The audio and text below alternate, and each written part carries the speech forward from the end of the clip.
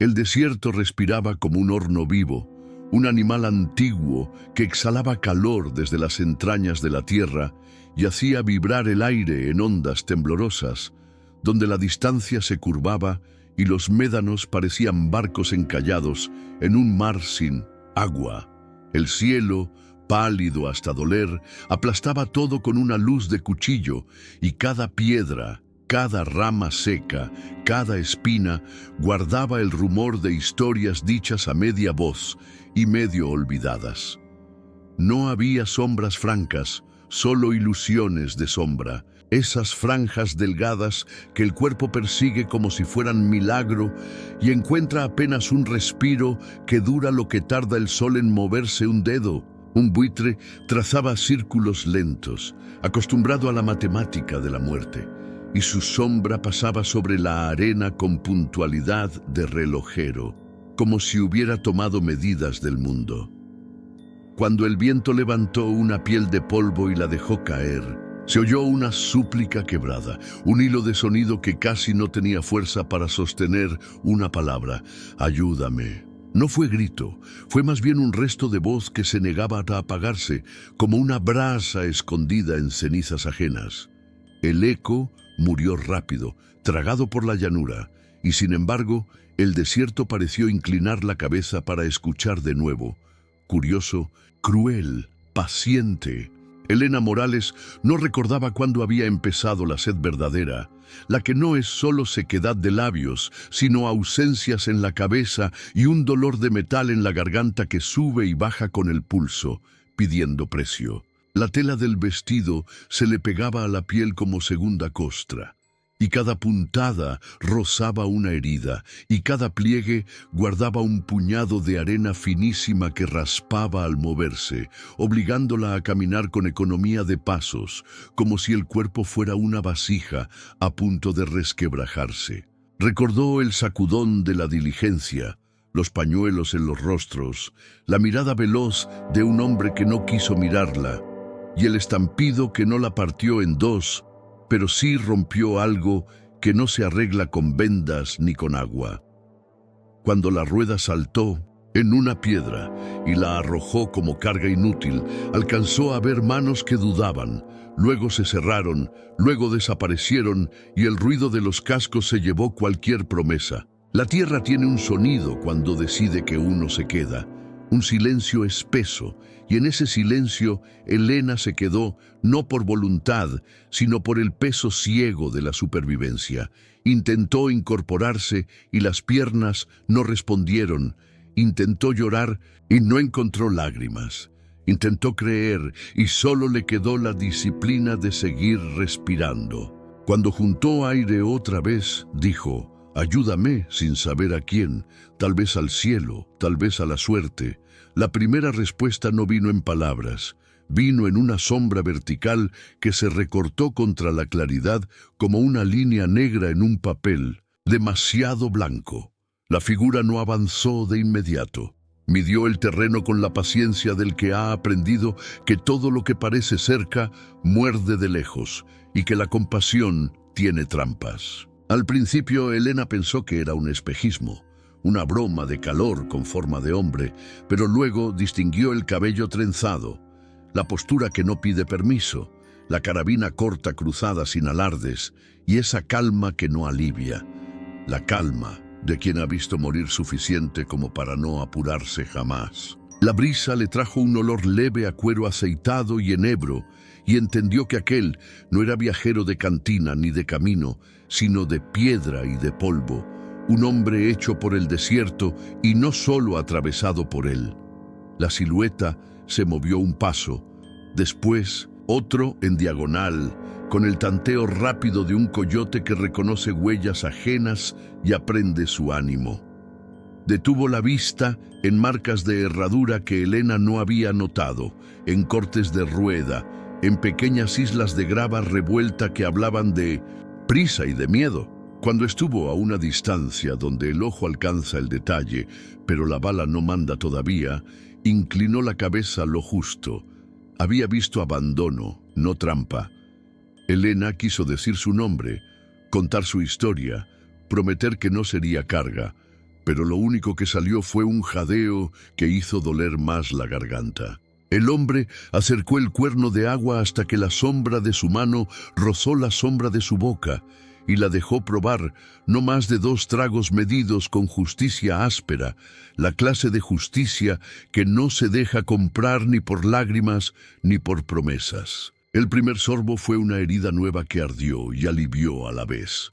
El segundo le devolvió el mundo a un foco menos cruel.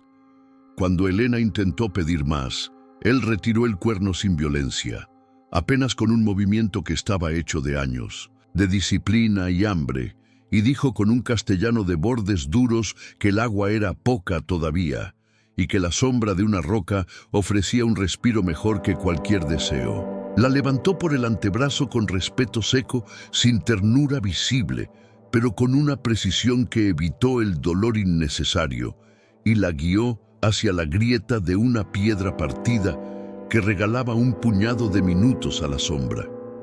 Allí, el aire supo menos a hierro y más a tierra, y el corazón dejó de golpear como martillo mal dirigido. No mostró su nombre de inmediato, mostró sus ojos, que eran nombre suficiente, y una manera de mirar el horizonte como si el horizonte también lo estuviera, mirando a él. Recorrió con la vista la línea del cielo, midiendo el ángulo del sol, los vuelos del buitre, el humor del viento, y después bajó la atención a la arena, donde los hombres que se creían invisibles habían dejado escritos sin querer sus apuros. Clavos nuevos en herraduras nuevas, un caballo que cojeaba del anterior, una rueda que había mordido demasiado profundo y luego se desvió buscando piso firme. «Caminas cuando baje el sol», dijo, y con eso entregó una decisión que no admitía discusión, la decisión de quien ha perdido demasiado como para regalar una vida a la hora equivocada. Helena asintió con la obediencia de los cuerpos exhaustos, esa obediencia que no humilla porque está hecha de supervivencia y de sentido. Intentó agradecer, y la voz se le quebró en 2 sílabas que no llegaron a ser palabra. Él inclinó la cabeza para indicar que no hacía falta. La tarde giró despacio, hacia un cobre sucio, y el calor, al retirarse, no se llevó su maldad, sino que la cambió por otra, la del frío que muerde cuando el sudor se queda sin amparo. Caminaron sin hablar, dejando que fueran las piedras las que hablaran por ellos, porque cada piedra cuenta la historia de los que pasaron y de los que no llegaron. Y el hombre, que luego Helena sabría que se llamaba Nantan, le enseñó a escuchar esas historias con los pies, con los gemelos, con la espalda, con ese oído que no depende de los oídos. En lo lejos, como si la tierra recordara oficios nuevos, un sonido de metal largo fingió el rumor de un tren que quizá no estaba, o quizá sí, pero demasiado lejos para ser salvación. Las yucas se pintaron de rojo viejo, y los nopales de un verde oscuro que parecía negro, y las sombras se alargaron como sogas buscando cuello. El mundo se volvió un mapa de decisiones, y Nantan condujo hacia la lengua de un cañón donde el viento soplaba distinto y el eco colaboraba con los discretos. En un recodo se detuvo, hincó 2 dedos en la arena fría y leyó. La lectura fue breve y suficiente. 3 monturas en línea, apuro, disciplina, un patrón de herraduras de cuartel y la huella clara de un forro de bota con taco de hierro, de esos que hacen música en los pisos de madera como si fueran anuncio. Nantan levantó la vista, el buitre ahora más alto trazó un círculo más ancho, y el desierto, que jamás miente pero nunca dice todo, juntó sus voces pequeñas en una sola advertencia. «No estamos solos», dijo, y su voz, más que voz, fue un acuerdo con la realidad. Helena miró hacia la arista del médano y creyó ver un brillo, una moneda de sol rebotada en algo que no era piedra. El corazón le apuró el paso y el cuerpo no pudo seguirlo. Y entonces, por primera vez, sintió que tal vez la súplica de la mañana había encontrado no solo un oído, sino un destino. La noche cayó entera como un telón, pero atrás de ese telón alguien se movió. El amanecer no trajo alivio. Trajo otro rigor, el del frío que se pega a los dedos y los vuelve torpes, y del que uno se libra solo con el movimiento y con la voluntad de mantener el cuerpo en marcha. La arena endurecida por la noche crujía bajo las suelas con una cortesía que el mediodía jamás concede, y ese pequeño favor permitió avanzar sin hundirse, ahorrando fuerzas que harían falta más tarde. Elena caminó midiendo la respiración como se mide el agua en vasija agrietada, sabiendo que cada exceso se cobra con mareo y que cada paso errado se paga con el doble al siguiente. Nantan reguló el ritmo sin mirar atrás, confiando en esa música interior que los hombres del desierto aprenden de escuchar en la piedra y en el viento, una música donde los silencios enseñan más que las notas. A cierta distancia, un coyote los acompañó con la cortesía de los curiosos prudentes, sin acercarse lo suficiente para recibir pedrada ni alejarse tanto como para perder la historia. Cuando el sol levantó un dedo por encima del borde del cañón, los detalles emergieron: restos de un cigarro apurado, una hebilla caída, el dibujo inconfundible del cuero de un guante militar que alguien guardaría si tuviera tiempo. Detrás, 3 líneas paralelas marcaban la arena como escritura ordenada, caballería en trabajo sin duda. Elena se decidió a preguntar sin disfraz, porque entendió que el silencio también cansa y porque ya no era puro miedo lo que la sostenía, sino el instinto simple de comprender a quién debía obedecer y por qué. Le pidió al hombre su nombre, y él respondió con una palabra desnuda, Nantan, que sonó como si perteneciera al terreno más que a su boca, una palabra de piedra más que de lengua.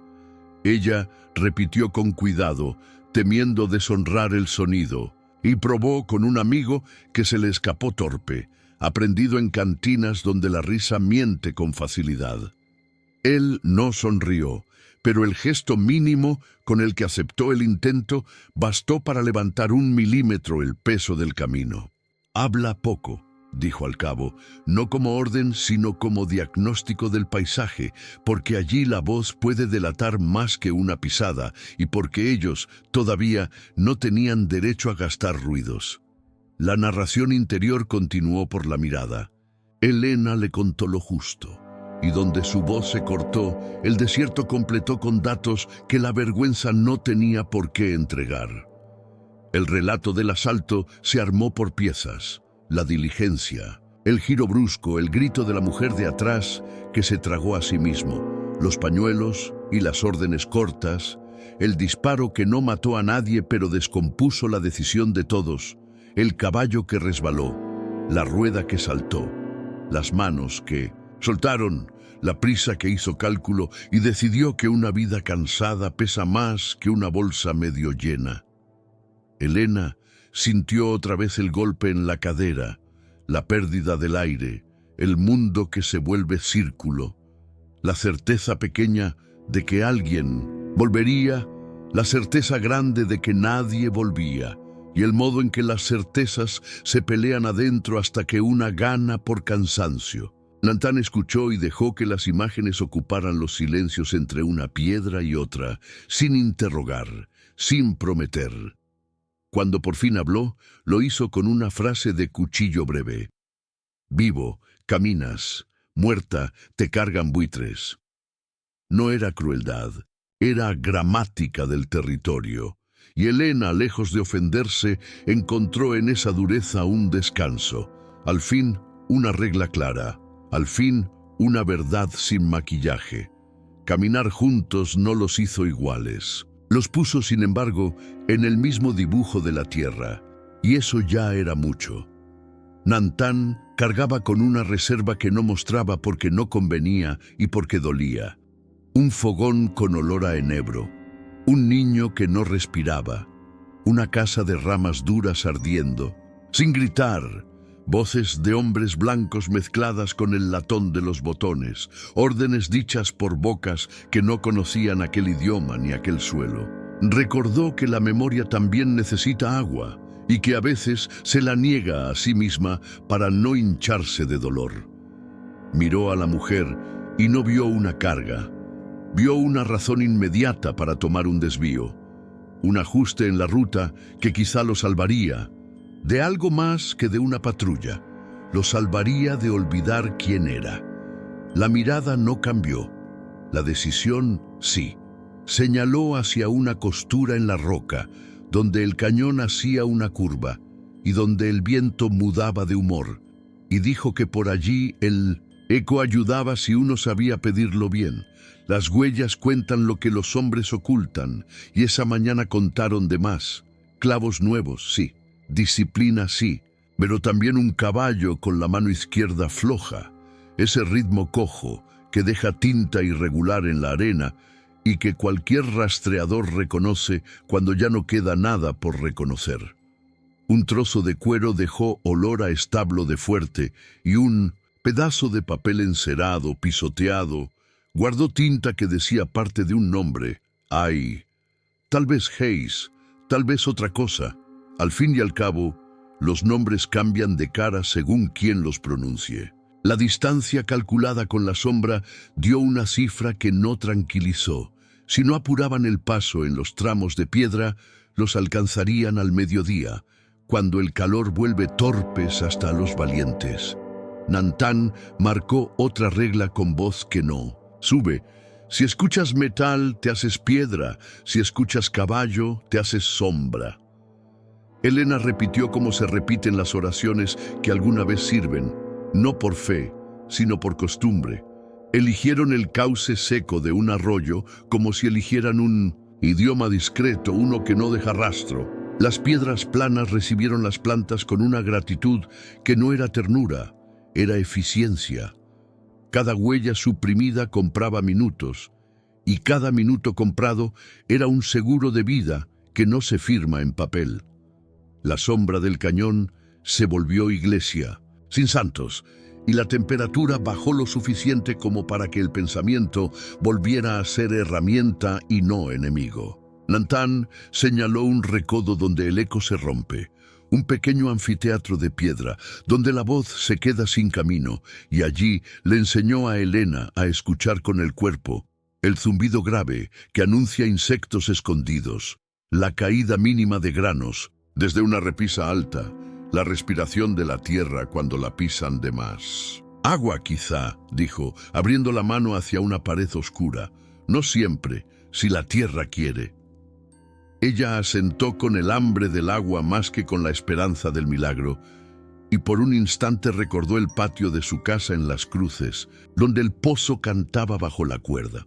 Encontraron humedad antes que agua, un brillo tímido en la roca, un olor distinto, menos seco, con promesa de sombra fresca en la garganta. Nantán raspó con el cuchillo un hilo de musgo pardo y lo olió como quien lee una carta. La piedra devolvió una gota que se perdió sobre su propio dorso, y ese espectáculo menor fue como una bandera en un barco cansado. No era manantial, era señal. Con paciencia de artesano apretado, buscó una fisura más baja, limpió arena, colocó el cuerno de lado y dejó que el tiempo hiciera su parte. El agua, terca, se juntó en la boca del cuero como si dudara, y después cedió en Minnosen un hilo que no alcanzaba para dos, pero alcanzaba para creer. Elena bebió despacio, siguiendo la instrucción del gesto, sintiendo que el cuerpo aceptaba sin alegría, porque la alegría exige descanso, y descanso no había. Cuando devolvió el cuerno, le tembló la mano lo justo para no derramar ni orgullo, ni líquido.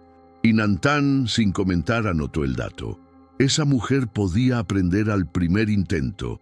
A veces el peligro tiene educación y espera su turno, otras no. El primer aviso fue una piedra que rodó, donde el viento de esa hora no empuja, una piedra demasiado grande para excusas pequeñas. El segundo aviso, un destello en lo alto, no de espejo ni de vidrio, sino de hebilla, esa chispa breve que da el sol cuando encuentra metal en sitio indebido. El tercero, el silencio de los pájaros al otro lado del cañón. un silencio que se expande como un paño mojado. Nantán respiró corto, apoyó la palma en la roca como quien saluda a un viejo conocido y dijo sin elevar la voz: «Nos están midiendo».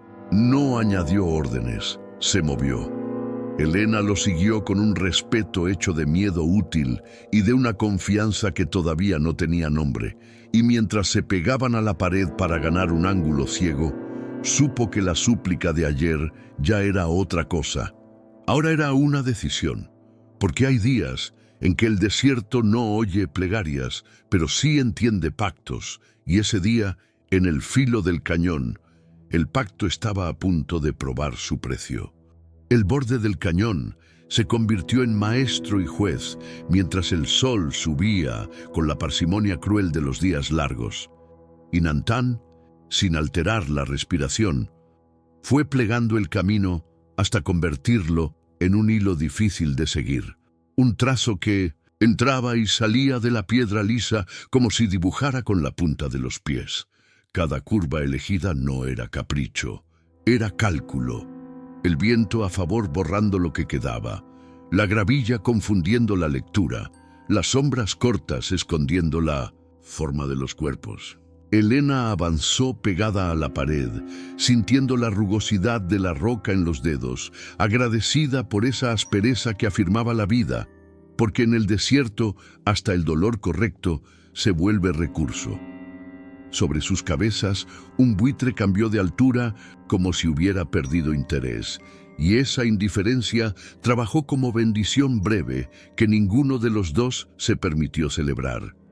La luz se filtraba en cuchilladas por las grietas del cañón, y cada cuchillada abría un teatro pequeño de polvo, donde bailaban partículas que parecían contar historias que nadie alcanzaba a oír.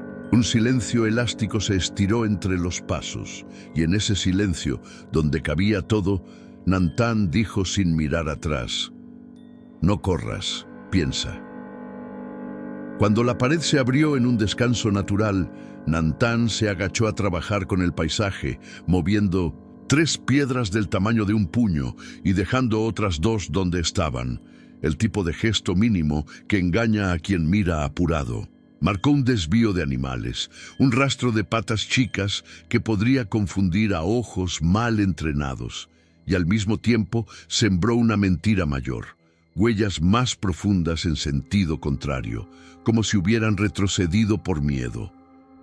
Helena siguió con los ojos sus manos curtidas, la economía de movimientos, la certeza de quien aprendió a hablar un idioma que no está en los libros, y comprendió que en esa lengua cualquier palabra maldicha cuesta caro. Le temblaron los labios por decir gracias y se contuvo, no por ingratitud, sino porque entendió que en ese teatro la gratitud es un lujo que hace ruido.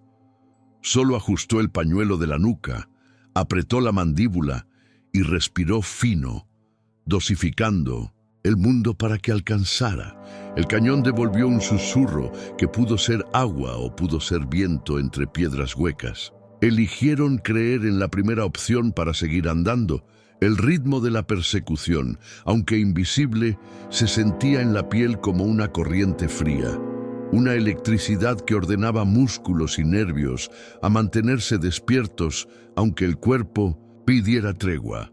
Nantán tocó el suelo con los nudillos, olió la tierra, cerró los ojos un momento para escuchar el sol, y luego apuntó con la barbilla hacia una terraza de roca desde donde la vista mandaba sobre 2 entradas del cañón. Treparon sin hablar, repartiendo el peso, probando cada apoyo, y cuando llegaron arriba, el mundo se partió en cuadrículas, sombras, posibles rutas, peligros previsibles, escondites aceptables.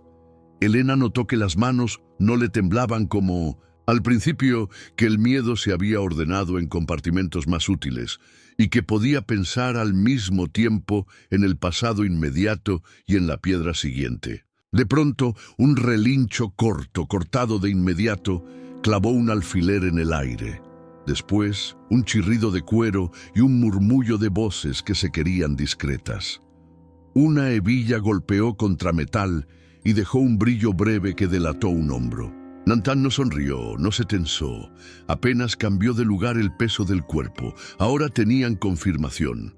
Los soldados aparecieron como lo hacen las desgracias que uno ya esperaba, poco a poco y luego de golpe. Primero fue un casco, luego una manga, luego el conjunto entero, 3 hombres en fila, el central con la postura exacta de quien ha pagado por dar órdenes y quiere amortizar la inversión.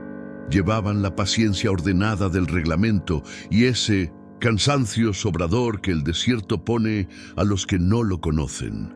Un cansancio que los vuelve predecibles y por lo tanto peligrosos a su manera. Uno de ellos arrastraba la pierna izquierda. El caballo marcaba mal y cada tanto el jinete renegaba en voz baja, lo suficiente para que el eco lo desobedeciera y se fuera a contar a la otra pared. El de la derecha se tocaba la garganta, sed reciente, sed que pelea con la disciplina. El del centro hizo gesto de alto, bajaron todos, midieron el rastro que Nantán había falsificado y el mundo contuvo la respiración por un latido largo. Al oeste, dijo el del centro, y un filo de alivio cruzó la terraza donde Helena y Nantán yacían pegados a la piedra. No había victoria, había respiro. Nantán aprovechó ese hilo de tiempo para adelantar la ruta hacia una piel de roca, clara que brillaba como hueso bajo el sol, un tramo de Slick Rock donde la arena no firma papeles y las huellas no pagan peaje. Mientras bajaban, el aire cambió de sabor y trajo un perfume raro, como hierro tibio con madera nueva, y al pie de la terraza apareció la evidencia. Estacas de medición, una cinta rota, un triángulo de madera clavado con torpeza. No eran soldados, era gente del ferrocarril o de sus amigos ricos, gente que pone banderas antes que el mapa y luego exige que el mapa obedezca. Helena se inclinó a leer las marcas, letras torcidas que decían números y un nombre apenas insinuado, Valdés, o quizá la V de otra cosa. Pero el estómago le dio la misma información. Aquello tenía dueño y prisa y dinero. Nantán tocó un poste y lo retiró 2 dedos, lo justo para impedir que sirviera, y luego lo volvió a empujar al lugar con exactitud, como quien borra su propia firma. No huele a agua, huele a hambre de tierra, dijo, y el cañón lo confirmó. Con un silencio más pesado, el recuerdo de los suyos se coló como se cuela la brisa por una rendija, sin pedir permiso, trayendo imágenes que no querían ser miradas a la luz del día. Nantán vio por un segundo los pies de una niña pisando barro al amanecer, la risa cortita que deja el sueño a medio romper, el gesto con el que su mujer arreglaba una pluma en el cabello, y después la hoguera que no calentaba a nadie, el humo que se supone que espanta mosquitos, pero esa vez llamó balas. La memoria no tenía sentido estratégico, pero tenía un peso concreto que lo alineó por dentro con su decisión de avanzar en silencio, de salvar a Helena como se salva un resto propio, una prueba de que no todo se ha perdido. Helena lo miró, de reojo, y no supo qué estaba viendo. Solo supo que los hombros de ese hombre, por un segundo, cargaron algo que no estaba en la mochila ni en el arma. No dijo nada, porque no sabía decirlo sin romper algo, y porque el desierto, cuando escucha confidencias, suele cobrarlas caro. Siguieron. La garganta del cañón se apretó antes de abrirse en un anfiteatro bajo, una concavidad donde el sol golpeaba con menos saña y donde el viento aprendía a cantar un tono menor. Allí, al borde de una pared que brillaba con esa humedad tímida que engaña y promete, apareció la aplicación de todas las pistas previas.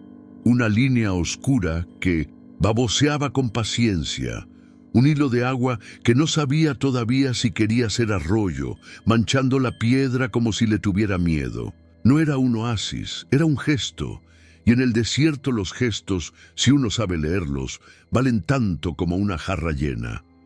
Nantán dejó el cuerno en el sitio exacto donde el goteo podía tomarse en serio. Limpió con el dorso de la mano una costra de arena adherida, y esperó sin espectáculo. Elena se sentó despacio, acomodando las piernas como quien guarda armas, y el cuerpo empezó a aceptar la idea del descanso sin confiar todavía. Fue entonces cuando un sonido ajeno rompió la escena. No era hierro contra hierro, era cuero contra madera, un peso apoyado con prisa, una respiración con prisa, una prisa que venía de arriba. Una voz clara, seca, militar, derramó una orden que rebotó 2 veces entre las paredes. «Muévanse al borde». Y antes de que el eco se apagara, un clic de seguro retirado dibujó en el aire la forma exacta de un disparo que todavía no existía. La orden quedó suspendida como una cuerda tensa y, sin embargo, nadie se asomó de inmediato, como si del otro lado también midieran el precio de la primera bala. Nantan no levantó la cabeza, no entregó su silueta al horizonte, apenas arrastró el cuerpo lo justo para que la sombra lo tragara entero, y con el índice le señaló a Elena una hendidura baja donde la roca armaba un refugio para animales chicos. Ella se deslizó con la elegancia que permite el miedo útil y se aplastó contra la piedra hasta sentir que formaba parte de ella, la mejilla recogiendo la frescura de la humedad que venía del hilo de agua. Arriba, uno de los hombres respiró con esa urgencia que no se puede disimular ni con escuela ni con uniforme, y ese dato se anotó solo en el cuaderno mental de Nantan. Sed, impaciencia, tal vez soberbia, 3 ingredientes que a veces reemplazan la puntería. «No dispares», dijo otra voz menos mandona, quizá más inteligente, y ese matiz abrió una rendija para pensar. El agua siguió juntándose en el cuerno, tercamente ajena al teatro. El primer movimiento lo hicieron ellos, pero no con pólvora, con piedra.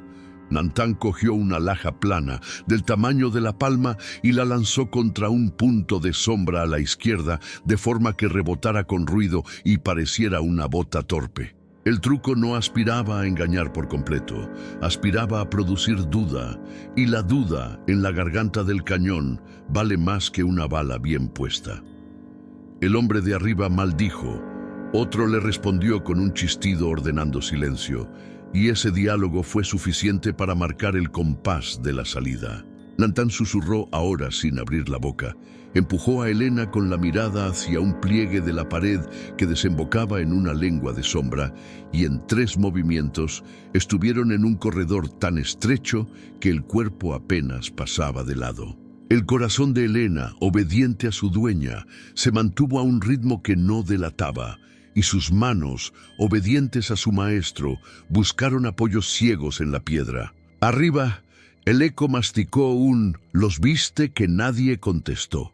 Avanzaron de costado probando el filo de la roca con las costillas, y el corredor se convirtió en un laberinto de dientes de piedra, de esos que cortan sin preguntar y donde cada paso vale lo que la piel esté dispuesta a pagar. La voz de Nantan, en tan poco espacio, era apenas respiración dirigida, y la de Elena, puro silencio sólido, una disciplina recién nacida a fuerza de necesidad. El aire traía un olor a tierra vieja, esas honduras donde el agua guarda secretos que ni el sol conoce, y ese olor alimentó una esperanza que no se atrevía a decir su nombre. «Más adelante», dijo Nantan cuando la piedra lo permitió, «manantial pequeño, si la tierra quiere», y esa frase, repetida desde la víspera, cayó ahora como promesa razonable y no como consuelo. El pasadizo desembocó en una cueva, de boca baja y panza amplia, una sala oscura con paredes que lloraban a su manera, no con lágrimas, con gotas separadas que elegían su propio camino. Allí, por fin, el cuerno dejó de ser una mendiga y se volvió jarra. Elena bebió como beben los disciplinados, midiendo, pausando, dejando que el agua hiciera su camino sin pelear contra ella, y con cada sorbo el cuerpo reclamó un recuerdo. El patio de su casa, la cuerda del pozo, el balde que canta. la risa de su madre diciendo que el agua también necesita que la miren bonito para venir con gusto. El mundo, por un instante, se pareció a un mundo, y el eco de la cueva celebró con un zumbido bajo que podría ser música si alguien supiera tocarla. Nantán, que había esperado, tomó lo necesario, no para saciarse, sino para resetear la máquina, y dejó que el resto gotease por si venían horas peores. Se sentaron espalda con pared, no mirándose, cada uno en su inventario, y fue Elena quien habló primero, no para contar el asalto, que ya estaba contado, sino para contarse a sí misma la promesa rota del regreso temprano, el novio que no esperó y se fue a probar suerte a Santa Fe, el trabajo de su madre, cosiendo ajeno hasta quedarse dormida sobre el hilo. Las palabras no pidieron consuelo, pidieron solo un lugar donde caer sin hacerse añicos. La cueva se los dio. Nantán respondió, a su modo, sin catalogarse, con piezas sueltas que juntas armaban un mapa que explicaba el gesto de sus manos y la economía de sus ojos. Dijo que había nacido bajo un cielo parecido y que el cielo había cambiado de dueño cada pocos inviernos, según el uniforme de los hombres que lo miraban. Dijo que un día lo llamaron salvaje, los mismos que le pidieron guía por las montañas, y que otro día le dijeron amigo, los mismos que le cerraron el paso al río, y que entre esas dos palabras se había gastado media vida. Dijo un nombre que no repitió, el de su hijo, y no explicó nada más, porque hay dolores que ni siquiera el eco merece. Elena no buscó su mano ni su mirada, no porque no quisiera, sino porque entendió el acuerdo. Respetar la distancia era la forma de volverse aliados. Gracias, dijo al final, y la palabra sonó menos a cortesía que a piedra bien puesta. El silencio posterior no fue vacío, fue descanso, ese lugar donde por fin el cuerpo y la cabeza marchan al mismo tiempo, sin estorbarse. Y en ese descanso, un detalle del mundo se impuso por encima de la paz. Una sombra en la boca de la cueva, una sombra quieta, donde no debería haber quietud, como si el mundo hubiera decidido guardar un secreto justo allí. Nantán no se levantó, desplazó el peso, acercó la mano a la carabina sin tocarla y afinó el oído. El goteo marcó un tiempo que ya no era el de la sed, sino el del peligro, y el aire se espesó lo suficiente como para que ambos supieran que la tregua había caducado. La sombra respiró, y esa respiración tenía el ruido de cuero bien cuidado y de hombre que conoce su oficio. Cuando se recortó la figura completa, no era un soldado, era un hombre de barba recortada, chaleco oscuro, sombrero bueno, botas que habían pisado pisos de madera más que arena, y en el cinto un revólver que parecía recién aceitado, no por vanidad, por respeto. No traía uniforme, traía maneras, y esas maneras hablaban de dinero y de casa con techo, pero también de caminos sucios que no confiesa. Sonrió con una cortesía que nunca llega a los ojos, saludó con 2 dedos al sombrero y dijo en un español que había aprendido en cantinas con espejo, no busco pelea, busco personas.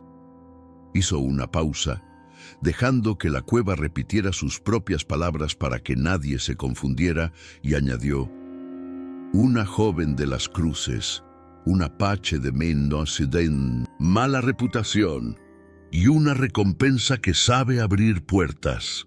El nombre no hizo falta, la tarjeta de visita estaba en la voz. El hombre inclinó un poco la cabeza, como quien ofrece trato y trampa en el mismo gesto, y remató, me llaman Ortega. Si salen conmigo, ahora, quizá evitan que otros los encuentren después. Afuera, algo metálico tintineó 2 veces, como si la cueva hubiera sentido. El nombre Ortega quedó flotando en el aire como polvo que no se asienta, y Elena lo sintió clavarse en la piel, aunque nunca antes lo había escuchado. Nantán no respondió de inmediato, porque entendía que las palabras tempranas pueden costar caro, y prefirió medir cada músculo de aquel hombre de botas limpias y sonrisa calculada. Ortega parecía conocer demasiado para ser casualidad. Sabía de las cruces, sabía del Apache de mala reputación, sabía lo suficiente como para haber cobrado ya por adelantado. Afuera, 2 caballos relincharon y después callaron. Prueba de que no estaba solo. La recompensa es buena, añadió, como si hablara de un negocio de ganado y no de vidas humanas. Helena apretó los labios, descubriendo que el miedo no era lo único que le hervía en la sangre, también la rabia. Nantán, en cambio, apenas giró el rostro para mirarla, y en esa mirada breve estaba la pregunta sin palabras. ¿Quieres huir o enfrentar? La respuesta quedó guardada para más tarde, porque Ortega ya estaba extendiendo la trampa como mantel sobre mesa de hacienda. El sol afuera seguía su propio juego, pintando el cañón de franjas naranjas que parecían incendiar la piedra sin quemarla. Ortega se inclinó contra la entrada de la cueva, dueño del tiempo y del aire, y comenzó a hablar como quien ofrece sermón. Dijo que los ingenieros del ferrocarril ya habían marcado tierras, que un tal don Ramiro Valdés financiaba los tramos más caros, que el ejército colaboraba con protección y que los que se resistieran quedarían sin sombra ni agua. Era un discurso de expansión envuelto en palabras de progreso, y cada sílaba llevaba la música de una amenaza envuelta en cortesía. Helena sintió el peso de esa realidad. Lo que ocurría en esa garganta no era un accidente, era parte de un mapa más grande donde los pobres, los nativos y los olvidados nunca eran invitados a la mesa. Ortega terminó de hablar sacando una petaca de metal, bebió un sorbo lento y ofreció a Nantán con un gesto provocador. El Apache lo miró como si ofreciera veneno y Ortega rió despacio. Lo sabía. En la hacienda de don Ramiro, muchos kilómetros al oeste, el humo del cigarro llenaba una sala adornada con cuadros y mapas. Allí, hombres vestidos con levita hablaban de rieles como si fueran venas nuevas para un cuerpo en expansión. Don Ramiro escuchaba, acariciando con dedos gruesos la culata de un rifle de cacería apoyado junto a la silla. Su hija Isabela, más discreta, leía en silencio en un rincón, fingiendo no atender, pero cada palabra quedaba grabada. Y se hablaba de territorios, de expulsar a los indeseables, de abrir espacio a nuevas estaciones. Se nombraba a Ortega como pieza útil, un intermediario que sabía ensuciarse las manos donde los caballeros no debían. Isabela cerró el libro, miró a su padre y se preguntó cuánto costaba un silencio, cuánto valía una vida para esa mesa de hombres. El ferrocarril, pensó, era una serpiente de hierro, y ellos estaban dispuestos a alimentar la serpiente con cuerpos si era necesario. Mientras tanto, en el fuerte cercano, el teniente Richard Hayes repasaba informes. Se hablaba de ataques apaches, de desapariciones de colonos, de rieles saboteados. Nada mencionaba la violencia de los rancheros ni la presión de don Ramiro, pero Hayes lo intuía. Había aprendido que la guerra no siempre se libra con balas. A veces se libra con papeles, sellados y promesas de contratos. Miró por la ventana y vio a sus hombres entrenar bajo el sol, sudando obediencia, y se preguntó si los estaba preparando para defender justicia o para proteger negocios ajenos. Un tambor lejano le recordó la disciplina del ejército, pero también el ruido hueco de las órdenes mal dadas. Cuando un soldado joven entró con un telegrama que hablaba de indios huidos con prisionera blanca, Hayes frunció el ceño. Sabía que esa descripción podía ser una mentira con uniforme. Guardó el papel y murmuró para sí: «Habrá que verlo con mis propios ojos». De regreso en el cañón, Ortega decidió mostrar las cartas con que jugaba. Silbó una melodía corta y uno de sus hombres se asomó, llevando en la mano un documento doblado. Lo dejó caer en el suelo de la cueva y al abrirlo, Elena reconoció un sello, el de la oficina del ferrocarril. Allí se mencionaba el nombre de su familia, un reclamo de tierras que había sido rechazado por conveniencia del desarrollo. El corazón le golpeó como si cada palabra escrita fuera una bala. Ortega sonrió satisfecho. Nada es personal, muchacha, solo negocios. Si vienen conmigo, pueden tener un lugar. Si no, tendrán su tumba antes de que caiga la noche. Nantán tomó el papel, lo arrugó en el puño y lo dejó caer como si fuera ceniza. En su silencio estaba la declaración de guerra. La tensión se cortó con el chasquido de un insecto contra la roca. Ortega lo interpretó como señal de que ya había dicho suficiente. «Piensen rápido», concluyó, y salió de la cueva con la misma calma con la que había entrado. Afuera, sus hombres montaron los caballos, y el eco de las espuelas se alejó despacio, como si supieran que la presa no tiene salida, pero merece unas horas de ilusión. Elena respiró fuerte, como quien sale de un pozo sin agua, y buscó la mirada de Nantán. «¿Y ahora?», preguntó, la voz firme por primera vez. El apache recogió su carabina, ajustó la correa y respondió: «Ahora caminamos más lejos». «¿En que ellos?». El eco de la cueva, como si fuera cómplice, repitió esas palabras en un susurro prolongado. Afuera, el viento trajo un sonido nuevo, el silbato lejano de una locomotora. No era promesa, era advertencia. El hierro se acercaba y, con él, la guerra de todos contra todos. La noche cayó sobre el desierto como una manta áspera, y con ella llegaron los sonidos que el día oculta, grillos impacientes, un búho que preguntaba sin respuesta, ramas secas que se partían bajo pasos invisibles.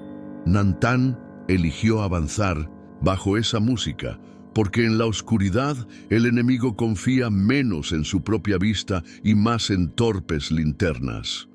Elena seguía sus pasos con una disciplina que ya no parecía prestada. Había aprendido a apoyar primero la punta del pie, a respirar por la nariz, a cargar el cuerpo hacia adelante como quien lleva un secreto. En el horizonte, pequeñas brasas titilaban, fogatas de soldados o de trabajadores del ferrocarril. Cada brasa era una amenaza, cada chispa, una historia que podía chocar con la suya. El viento cambió y trajo olor a pólvora vieja, esa que se quema rápido y deja el aire espeso como ceniza. Elena se estremeció y recordó el asalto, pero esta vez no había dónde caer. Solo quedaba seguir andando. El primer disparo no vino. Contra ellos vino al aire, un balazo perdido que buscaba provocar miedo antes que muerte. Después vinieron los gritos, voces de hombres que no se veían, voces que se llamaban por nombre, voces que decían «por aquí» y «no dejes que...». «Escape». Nantán empujó a Elena hacia una grieta entre rocas y la cubrió con el brazo, no como abrazo, sino como escudo, y esperó. Dos figuras cruzaron la arena corriendo. Siluetas negras contra negro, apenas visibles cuando una linterna mal enfocada las iluminó un instante. El apache levantó la carabina, apuntó y decidió no disparar, no por compasión, sino porque gastar un tiro sin certeza era regalar ventaja. Elena entendió la lección sin palabras, y el miedo que la tenía inmóvil se transformó en atención precisa. Cada sonido se volvió brújula, cada sombra, mapa. El combate verdadero empezó cuando una piedra rodó bajo el pie de un soldado y delató su posición. Un disparo respondió de inmediato, esta vez dirigido, y la bala pasó tan cerca que levantó polvo sobre la roca donde Nantán apoyaba el hombro. Él respondió con un tiro seco, calculado, que no buscó matar sino espantar, y el eco multiplicó el ruido como si fueran más de los que eran. Elena, acurrucada, sentía el corazón golpeando como tambor de guerra, pero no gritó ni corrió. Se quedó allí, apretando la mandíbula hasta doler, porque entendió que su propio silencio era parte de la estrategia. Los soldados maldijeron, se replegaron, y uno de ellos lanzó una bengala que iluminó el cañón como medio día de fuego. La luz blanca dibujó cada grieta, cada sombra, y dejó a Nantán expuesto durante un segundo eterno. Helena no pensó, actuó. Tiró de la manga de Nantán y lo arrastró hacia abajo justo cuando otro disparo reventó contra la piedra donde estaba su cabeza. Fue instinto, puro reflejo, pero suficiente para salvarlo. Rodaron por la arena y al levantarse, Nantán la miró con sorpresa seca, sin sonrisa, pero con un brillo en los ojos que no había mostrado antes. No dijo gracias, dijo: «Aprendes rápido».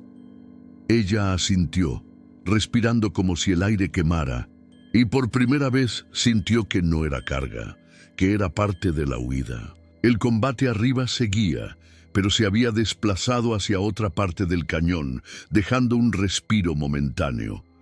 Aprovecharon ese respiro para moverse entre piedras altas, buscando un sendero que los sacara hacia el llano.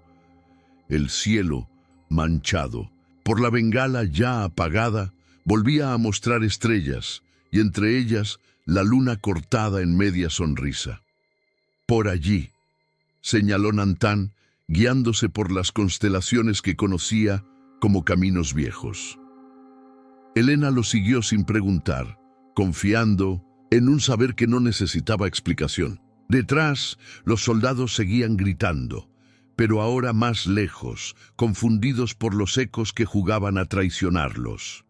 El desierto se volvió aliado, regalando trampas de sonido y espejismos de sombra. En medio de ese caos ordenado, Helena entendió que sobrevivir no era suerte, era obedecer al ritmo de la tierra. El cansancio llegó como una ola, no de golpe, sino en oleadas que iban rompiendo músculos y voluntad.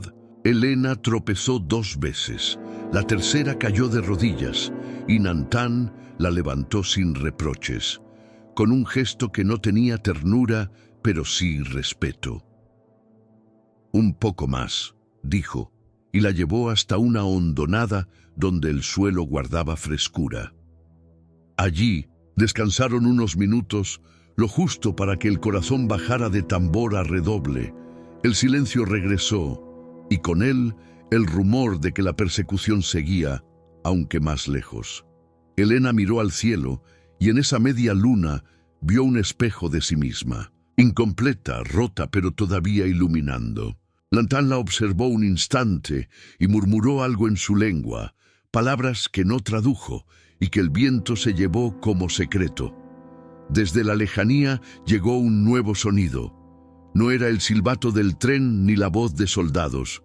Era un tambor, golpeado despacio, con la cadencia de un ritual apache. Nantán levantó la cabeza y por primera vez en mucho tiempo dudó.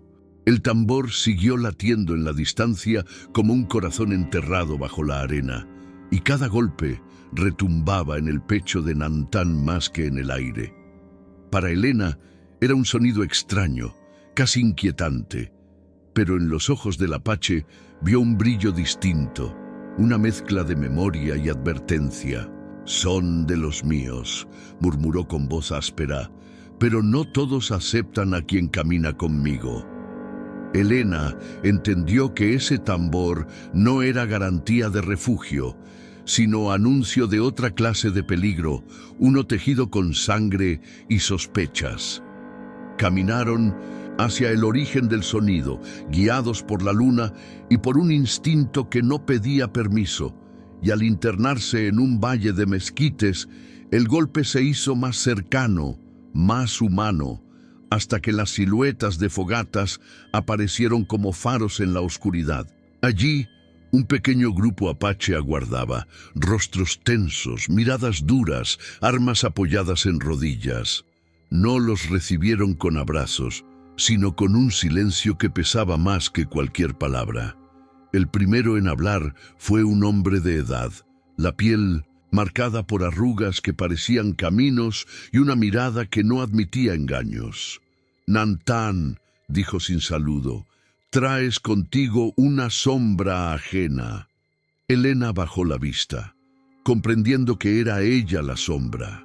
Nantán sostuvo el peso de esa acusación con firmeza y replicó: la encontré en el desierto. Sin mí sería hueso ya. La discusión se abrió como grieta en piedra. Algunos lo miraban con respeto, otros con rabia. No se camina con quien es parte del enemigo, acusó un joven con arco en mano, y la palabra enemigo resonó como lanza. Helena quiso responder, decir que ella no era soldado ni ranchera, pero la garganta le negó la voz.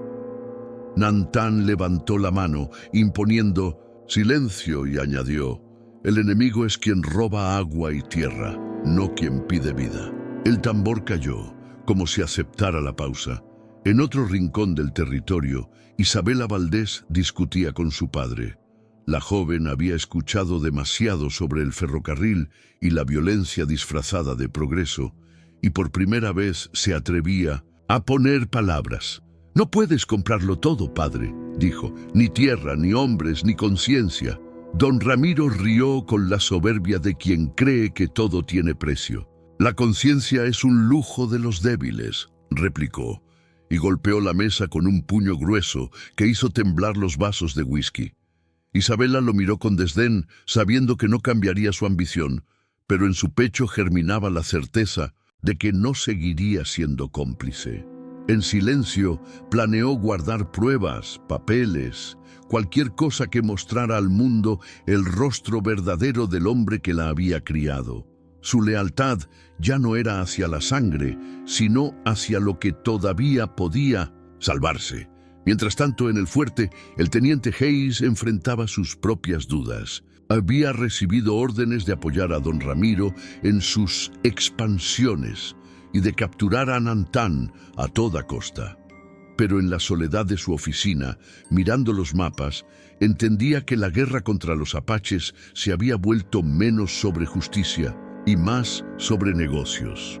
Recordó un episodio en Texas, cuando había obedecido órdenes ciegas y vio morir a inocentes bajo la bandera equivocada. Desde entonces, cada papel sellado le olía a pólvora disfrazada.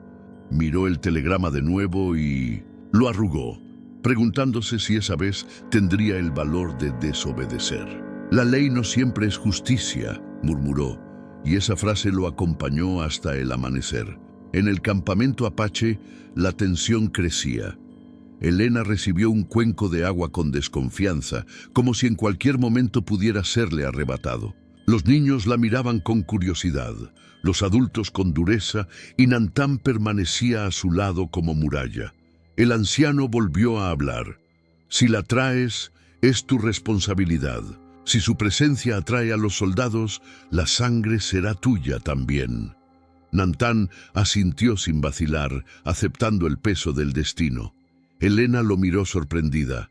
Ese hombre cargaba con culpas viejas, pero no temía añadir una nueva. El tambor volvió a sonar, más suave, marcando un acuerdo frágil. Por esa noche, Helena tenía lugar entre ellos, pero al amanecer la prueba sería inevitable. Ortega, desde lejos, observaba con paciencia. Había seguido las huellas con hombres discretos, manteniéndose a suficiente distancia para no ser descubierto. Su plan no era apresurarse, era esperar a que la tensión interna hiciera el trabajo por él. Sabía que un grupo dividido es presa fácil, y en su sonrisa estaba escrita la certeza de que cada hora jugaba a su favor. Uno de sus hombres le preguntó si atacarían al amanecer, y Ortega respondió: «No, que se peleen entre ellos primero. Después recogemos los restos». El desierto escuchó esas palabras y las guardó, porque sabía que en la frontera nada queda oculto para siempre.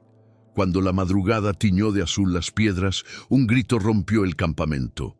Un explorador apache regresaba con noticia urgente. «Los soldados vienen, no a lo lejos, aquí». Y el tambor cayó de golpe. El anuncio cayó como piedra en agua quieta, levantando ondas de miedo y decisión en igual medida. Los guerreros apaches se levantaron de un salto, ajustando arcos y lanzas, mientras algunos tomaban rifles viejos, herencia de guerras pasadas. Nantán se colocó al frente, consciente de que su liderazgo sería puesto a prueba en ese instante. Helena sintió que el corazón le latía en la garganta, pero no retrocedió. Había comprendido que en ese desierto no existía neutralidad. O se estaba con quienes luchaban por sobrevivir, o se era parte de quienes querían arrebatarlo todo. El anciano la miró una última vez, buscando en sus ojos la respuesta, y halló una firmeza inesperada. Con un gesto permitió que permaneciera entre ellos. «Que la tierra decida», murmuró, y todos lo tomaron como señal de que el combate era inevitable. La polvareda apareció en el horizonte antes que los cascos. Pachelón.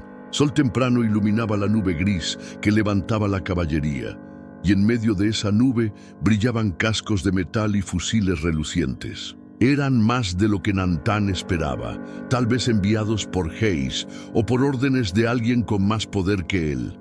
Ortega, oculto en un risco, sonrió satisfecho. El escenario estaba listo. Los soldados formaron línea, con disciplina aprendida, en cuarteles, pero el desierto se encargaba de hacerlos sudar, de marearlos con la luz que quemaba y la arena que cegaba. Los apaches, en cambio, conocían cada grieta, cada curva del terreno y usaron esa ventaja. Cuando el primer disparo tronó, no fue desde el frente, sino desde un costado donde nadie esperaba. El eco multiplicó el sonido y la confusión nació. De inmediato, Helena se agazapó tras una roca temblando, pero con los ojos abiertos como nunca. Vio a Nantán moverse entre sombras, disparando con precisión, nunca dos veces desde el mismo sitio. Vio a jóvenes lanzar flechas que parecían parte del viento y a mujeres cargar agua y municiones con la misma valentía que los hombres. El caos la envolvía, pero dentro de ese caos descubrió un orden. Cada uno cumplía un papel, cada uno era parte de un engranaje de resistencia. Un soldado cayó cerca, su fusil rodó hasta sus pies. Helena lo miró con horror, pero también con decisión. Levantó el arma, pesaba más de lo que imaginaba, y la sostuvo sin disparar, como advertencia de que ya no era solo víctima. Nantán la vio de reojo y asintió con un brillo breve. Había encontrado en ella una fuerza que no sospechaba. El combate fue breve, pero brutal. Los soldados, entrenados para luchar en campo abierto, se desordenaron en el laberinto de rocas y dunas. Sus órdenes se perdían en el eco, sus formaciones se rompían como vidrio bajo martillo. Ortega observaba desde lo alto, impaciente, calculando el momento de intervenir para recoger prisioneros o trofeos. Los apaches resistían, pero pagaban precio. Un joven cayó herido, otro no volvió a levantarse. El anciano alzó el tambor y golpeó con furia, no para dar órdenes, sino para mantener vivo el espíritu de lucha. Helena apretó el fusil con ambas manos, sintiendo que cada golpe del tambor era un latido propio. En medio de la refriega, un disparo alcanzó a Nantán en el hombro. No cayó, pero la sangre manchó su camisa y la arena a su alrededor. Helena corrió hacia él, arriesgando su vida, esquivando balas que silbaban como serpientes. Lo sostuvo por debajo del brazo, intentando arrastrarlo hacia una hondonada. Nantán gruñó, negándose a retirarse, pero su fuerza flaqueaba. «Si caes ahora, todo se acaba», le gritó ella, y esas palabras parecieron darle peso nuevo a sus pasos. Lograron llegar a una grieta protegida, donde Helena improvisó un vendaje con su propia ropa. El apache la miró con dureza, pero también con reconocimiento. «No eres sombra», murmuró entre dientes, «eres fuego». Helena no respondió, porque sus ojos estaban clavados en la polvareda que se acercaba de nuevo. Los soldados reagrupaban fuerzas y Ortega vio su oportunidad. Dio orden a sus hombres de bajar, no para ayudar, sino para capturar. Quería a Helena viva, al apache muerto o herido y a los demás dispersos. La batalla no había terminado, apenas se transformaba en otra. Helena, con las manos aún manchadas de la sangre de Nantán, sintió que el mundo se cerraba sobre ella, pero también que dentro de ese encierro había una chispa que se negaba a apagarse. El tambor volvió a sonar, más fuerte, como desafío a los cascos de los caballos que se acercaban. El cielo, teñido de rojo por el sol naciente, parecía anunciar que el día entero sería de sangre. Desde lo alto del risco, Ortega apuntó con su revólver directamente hacia la hondonada donde Helena y Nantán se refugiaban. «Ahora», dijo, con una sonrisa torcida, y el disparo aún no salido ya parecía retumbar en el aire. El disparo de Ortega retumbó en el cañón como un trueno seco, y por un instante el mundo se congeló. La bala pasó rozando la roca y levantó una chispa que se apagó de inmediato, pero el mensaje era claro. No había más tiempo para treguas. Los soldados avanzaban desde un lado, los hombres de Ortega desde otro, y en medio quedaban Helena, Nantán herido y el pequeño grupo apache que aún resistía.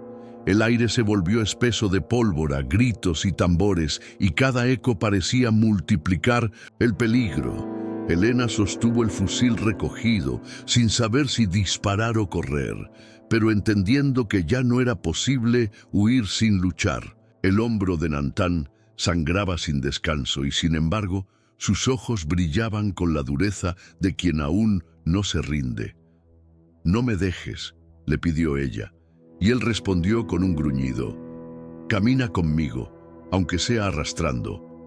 Ortega bajó entre las rocas con paso calculado, protegido por dos hombres. Su revólver brillaba bajo el sol, y su sonrisa parecía la de un jugador que ya conoce el final de la partida. «Muchacha, entrégate», gritó. «No hay futuro con él. Hay recompensa para ti, sombra para él. Vive o muere con tu error». Helena lo miró y supo que la propuesta era más que amenaza. Era un espejo de su destino. Podía salvarse, sí, pero al costo de vender la vida de Nantán y de los demás. La decisión pesó como plomo, pero la respuesta salió clara. Levantó el fusil, lo apuntó directo al pecho de Ortega, y aunque no apretó el gatillo, su mirada dijo lo que las palabras no podían. Ortega rió con desprecio. «Entonces, muere». Como él, en ese instante, un disparo distinto quebró la escena. No vino de Nantán ni de Helena, vino desde la llanura. El teniente Hayes, montado y seguido por un pequeño destacamento, había llegado. Su voz retumbó. «¡Bajen las armas!». Los soldados vacilaron, reconociendo la autoridad del uniforme, y Ortega apretó los dientes, maldiciendo en silencio. Hayes desmontó, miró la situación y entendió de inmediato. No había salvajes atacando, había hombres y mujeres defendiéndose. «No lucharé por tus negocios, Valdés», gritó, sabiendo que sus palabras llegarían al ranchero tarde o temprano. Esa decisión le costaría su carrera, pero ya no podía cargar con más silencios. Los hombres de Ortega reaccionaron con violencia. Uno disparó hacia Hayes y en respuesta el caos volvió. El tiroteo se reanudó, mezclando uniformes, mercenarios y guerreros apaches. Helena arrastró a Nantán hacia una grieta más profunda, mientras el anciano del tambor golpeaba con furia, como si cada latido mantuviera en pie a los suyos. Una bala alcanzó a Ortega en la pierna, obligándolo a retroceder cojeando, pero aún disparaba con rabia, decidido a no irse con las manos vacías. Hayes se cubrió tras un caballo caído y respondió con precisión militar, protegiendo a quienes hasta hace unas horas eran sus enemigos declarados. El campo de batalla se convirtió en un nudo de polvo, sangre y decisiones. Helena, cubierta de sudor y arena, sintió que la vida se le escapaba de las manos si no hacía algo más. Tomó la cantimplora casi vacía y la derramó sobre la herida de Nantán, limpiando lo suficiente para apretar el vendaje. «No me dejes morir aquí», murmuró él en su lengua, y aunque no entendió cada palabra, supo exactamente lo que decía. Lo sostuvo con fuerza, y en ese gesto estaba su respuesta. No lo abandonaría, aunque eso significara enfrentar sola al infierno que los rodeaba. El eco de los disparos la hizo temblar, pero también la empujó a mantenerse firme. Cuando el sol se elevó, la batalla empezó a quebrarse. Los hombres de Ortega cayeron o huyeron, los soldados de Hayes dudaban entre obedecer o desertar, y los apaches, aunque heridos, mantenían el terreno. Ortega, sangrando y furioso, gritó que aquello no había terminado, que el ferrocarril traería más hombres, más rifles, más dinero, y que ninguno de ellos podría detenerlo. Elena lo vio escapar hacia su caballo, cojeando, y por un instante pensó en disparar, pero bajó el arma. Matar no era su destino, sobrevivir sí lo era. Lo observó alejarse, sabiendo que aún quedaba una cuenta pendiente. El tambor cesó, y el silencio del desierto volvió. Entre cuerpos caídos y armas humeantes, solo quedó la respiración entrecortada de quienes aún seguían vivos. Elena miró el horizonte. La guerra no había terminado, apenas se había abierto. El sol del mediodía ardía sobre la arena manchada de sangre, y el silencio que quedó después de la batalla era más pesado que el estruendo de las armas. Nantán, apoyado en la roca, respiraba con dificultad, pero seguía vivo. Elena permanecía a su lado, con las manos aún firmes sobre el vendaje improvisado, como si su voluntad bastara para retenerlo en este mundo. El anciano apache recogía las flechas rotas, los cuerpos caídos, los restos de la lucha, mientras los niños miraban en silencio, aprendiendo demasiado pronto lo que significa sobrevivir en tierra de nadie. Hayes observaba la escena con ojos cansados. Había dado un paso que no podía deshacer. Había elegido justicia sobre órdenes y sabía que su uniforme ya no lo protegía de nada. El agua del pequeño manantial seguía goteando, indiferente a la tragedia. Elena lo miró con una mezcla de odio y alivio. ¿Cómo podía la tierra seguir ofreciendo vida después de tanta muerte? Nantán extendió la mano y tocó la piedra húmeda, dejando que una gota resbalara sobre su piel manchada de sangre. «Todavía respiramos», murmuró con voz áspera, y esas 3 palabras se convirtieron en credo. Elena sonrió débilmente, sin fuerza, pero con una convicción nueva. Habían vencido no al enemigo, sino al desierto mismo. El eco de su risa leve se mezcló con el viento, recordándole que incluso en la derrota hay victorias pequeñas. Isabela Valdés apareció días después, cabalgando sola, con un fajo de papeles escondido en su montura. Había traído documentos que comprometían a su padre y al ferrocarril, pruebas que mostraban contratos sucios, sobornos y planes de despojo. Se los entregó a Hayes sin decir palabra, y en sus ojos brillaba la determinación de quien ha elegido traicionar la sangre para salvar la dignidad. Hayes la recibió con un gesto grave. Sabía que esas pruebas no bastarían para detener la serpiente de hierro, pero sí para retrasarla, tal vez con suerte para salvar algunas vidas. Elena la miró con respeto, sabiendo que no era fácil luchar contra la propia sangre. El campamento apache empezó a dispersarse.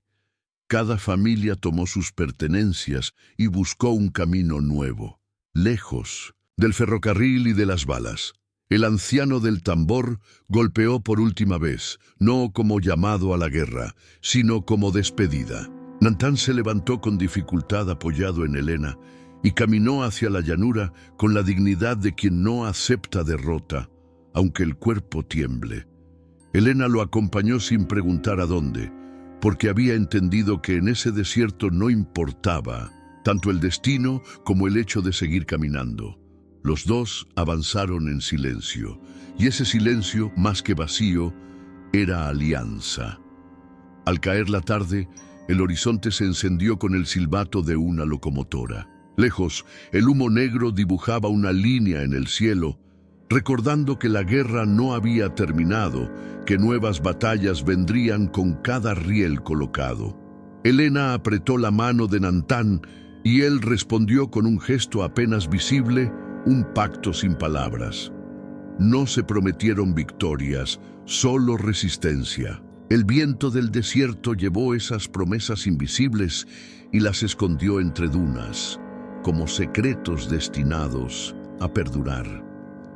En el último recodo de la jornada, Elena se detuvo a mirar atrás. Vio la tierra marcada por sangre y huellas. Vio el cañón. Vio el oasis mínimo que había sido testigo de todo. Sus ojos se llenaron de lágrimas, no de dolor, sino de certeza. Había cambiado.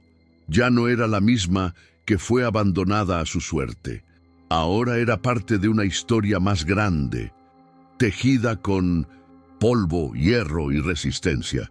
Nantán la observó y dijo: «El desierto no da nada gratis, pero si sobrevives, te hace suyo». Ella asintió y los dos siguieron adelante, perdiéndose entre las sombras de la tarde.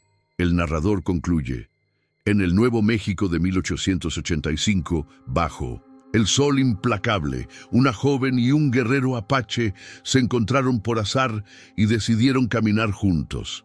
No vencieron al ferrocarril ni a los poderosos, pero vencieron al abandono. Y en la frontera, a veces, eso basta para seguir vivos.